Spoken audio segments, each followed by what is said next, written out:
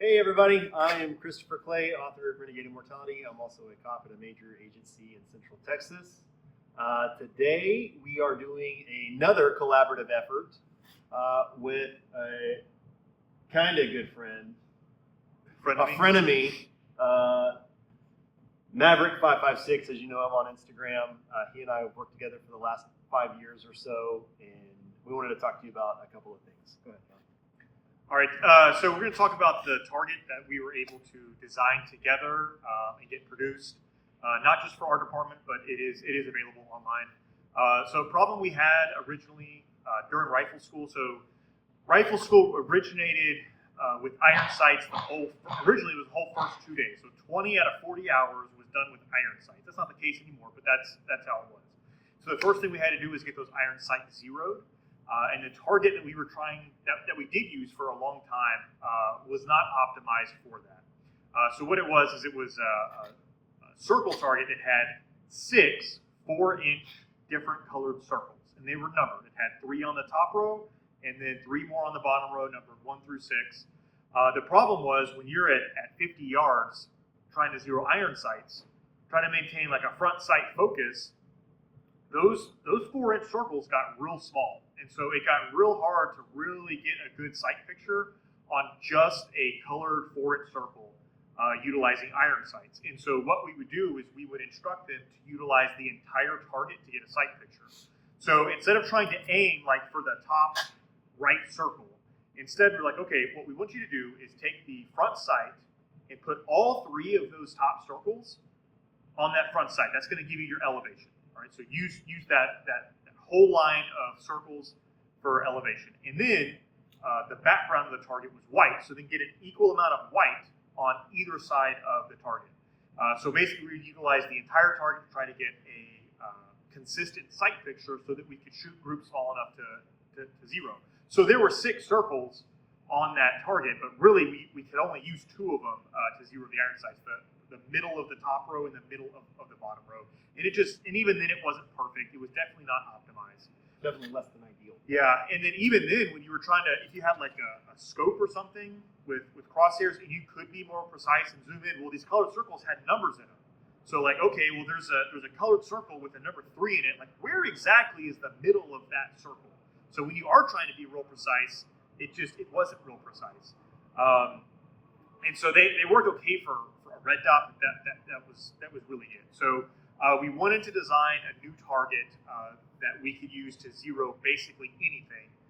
So we started with essentially a VTAC target. Yeah, I explained to John, hey, I think we could do better than this. Why don't we try and develop a new target from scratch? Take the things that we liked from some and added some, stuff that we thought was beneficial to strictly zeroing and precise type work. So we put our collective brains, well, my brain and his microchip together. John has got AI level thinking over here. It's the first fully functional Android. So he's very, very smart. So we reached out to Action Targets, told them what we wanted, drafted up one, and then they kind of did the rest. So what we came up with was this target right here, which we call the PROCOR-ZERO. That's the SKU, PROCOR-ZERO. And essentially what it is, or how we came up with it, is we took the center. I really like the center on the marksmanship side of a VTAC target. I really liked that they had these B8 style bulls, and I know that these aren't actually B8s, they're SR1C. Kyle Lamb, don't worry, I got your back on that. But it's all of the dimensions are the same as a B8, so you can train with them accordingly. One of the things I really liked was the 1-inch squares. So we could be very precise on, hey, I've got a group that printed over here. The center of that group is wherever it is, and then I can count in 1-inch increments how many clicks or adjustments that I need to do for whatever sighting system that I have. So I really liked that. Now for the sides, as far as precision and zeroing, we didn't really care for what was on the VTAC target. It had the shapes that for holdover stuff, and they were white and black, and it works well for that, but for this, we wanted something different. So we came up with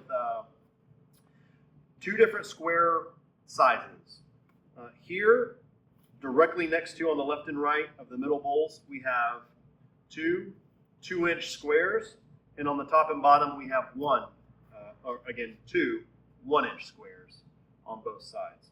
Can we talk about why we chose that? Yeah, so kind of building off utilizing the entire target to get a precise sight picture for iron sights.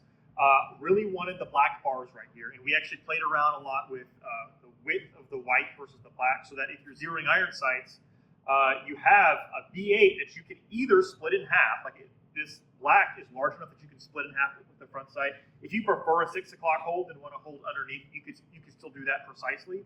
But then it gave you either side of that front sight an amount of white that you could easily make the same. So instead of trying to center it within the whole giant target, we're only having to center that front sight within this white area right here because that black bars really narrows it down for us. So we can get very precise vertical, but also very precise horizontal holds utilizing iron sights. And it works well at 50 yards. It also works well at 100 yards. So we did it at 50 and 100 yards to make sure that it would work for irons. And then for red dots or scopes with crosshairs, these also give you options. So if you don't like this, if you're at say 50 yards and this black, it's too big for you, you don't feel like it's precise enough, you don't feel like you can hold the center of it, well, you've got options for like your red dot. Or if you're going to use a scope that's got crosshairs and you want to zoom in and say you're at 100 yards or something, you can really do a good job of sectorizing these squares instead of just, I think it's kind of centered. You can actually be real precise. And if you've got something like, well, your scope's got a small dot, okay, well, like this might work if you've got 8x and just a small dot for the center of your reticle at 100 yards or 50 yards or whatever you're doing. You can center it in this white really well. So it's got options. We've got basically, 5.5 MOA, 2 MOA, 1 MOA, that's at 100, and then you double it for 50. But no matter what sighting system you're using, you can get a very precise sight picture for when you need to shoot a group to zero whatever it is that you're doing. And obviously the grids here make it super easy. And even if you're off here in space, you still have that 2-inch or 1-inch reference that if you don't have a ruler on you, you can use to measure.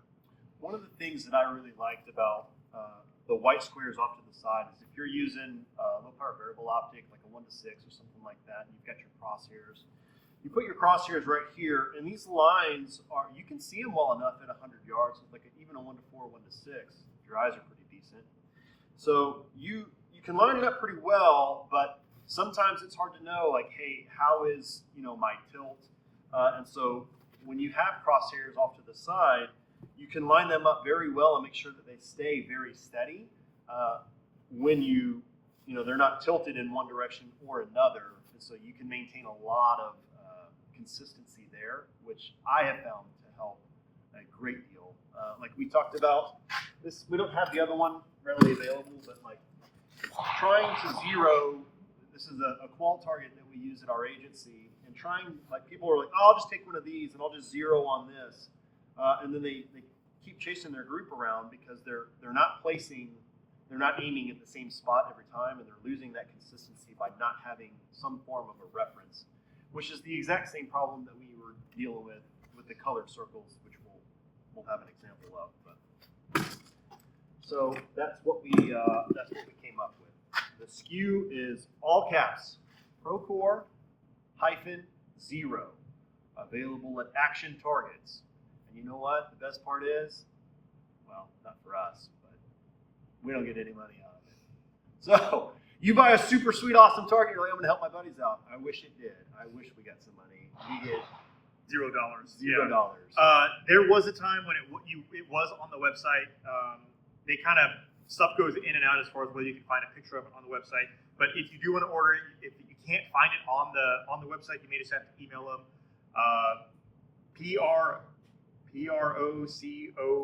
PROCORP-ZERO.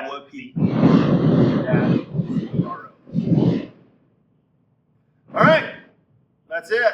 Thanks for joining us. See you later.